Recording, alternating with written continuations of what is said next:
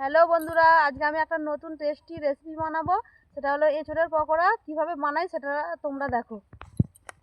এঁচোড়ের পকোড়া বানানোর জন্য এঁচোড় আর আলু কেটে নেব।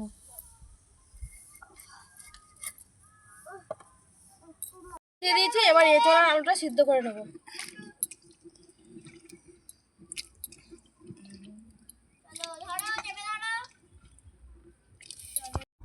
এর মধ্যে একটু লবণ দিয়ে ঢাকা দিয়ে দেবো।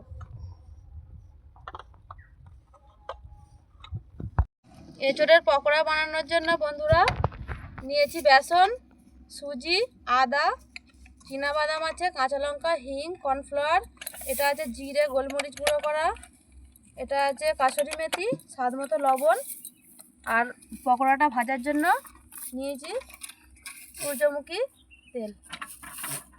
এঁচোড় আলু সিদ্ধ হয়ে গেছে, এবার নামিয়ে নেব।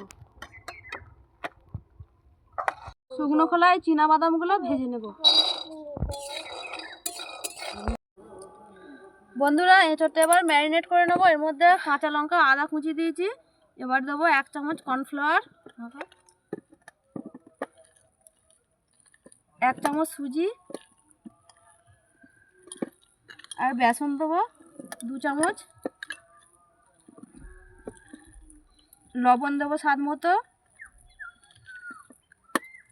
আর গরম মশলা ধনে জিরে গুঁড়োটা দিয়ে দেবো, কাসুরি মেথিটা দিয়ে দেবো,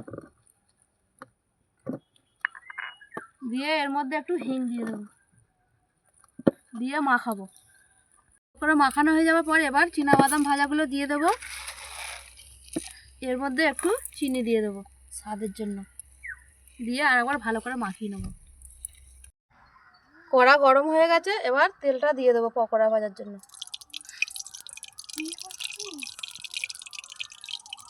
তেল গরম হয়ে গেছে, এবার আমি এরকম শেপের করে সবগুলো ভেজে নেবো একে একে।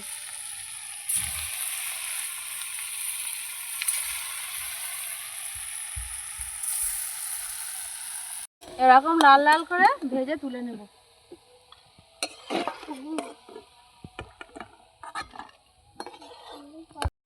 দেখো বন্ধুরা কত সুন্দর এঁচোড়ের পকোড়াগুলো হয়েছে।